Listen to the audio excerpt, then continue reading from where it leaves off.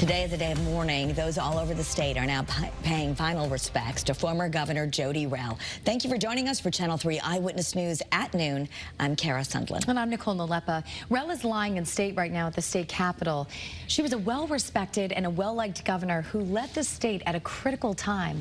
Chief Political Reporter Susan Raff is live for us at the state capitol, where people have been lining up to say their goodbyes. Susan?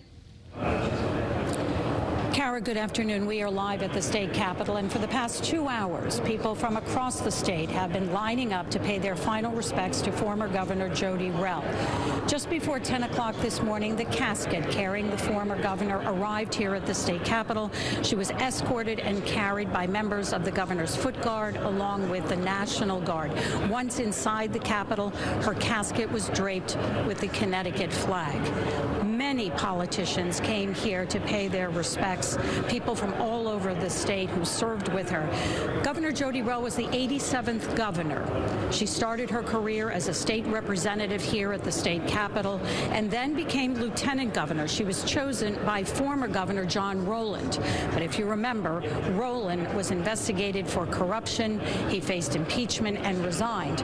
Rell then served out his term as governor and then ran on her own. She was very well liked. At the time she left office, she had an 80% likability rating. As for Tom Ritter, who was the Speaker of their House at the time when Rell started her career as a state rep, this is what he had to say to us today. The next door neighbor who you really like, you know, someone who would help you, would just do things without you even knowing it.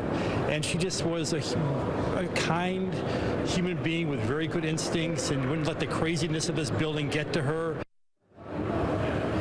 Those thoughts and sentiments were expressed by just about everyone who we spoke to today at the state capitol. And if you remember, Rell was the second female governor in Connecticut. Ella Grasso was the first. Many saw her as a pioneer, someone who was a role model, not just for women, but also Republicans and Democrats, because she was able to work across the aisle. Many say that she did have a strong stance on certain things, but she was able to work together with a lot of respect. And after the lying in state, which will end at about 2 o'clock this afternoon, her casket will be brought to St. Joseph's Cathedral for a funeral. And coming up on Eyewitness News later on all of our shows, a closer look at the impact that Jodi Rell had on our state, not just from politicians, but also those who didn't even know her and why they admired and respected her. We are live at the state capitol. Susan Raff, Channel 3 Eyewitness News. Thanks, Susan. And you remember, you can watch the funeral mass right here on Channel 3, or you can stream it live. A private burial will follow the services at the Connecticut State Veterans Cemetery in Middletown.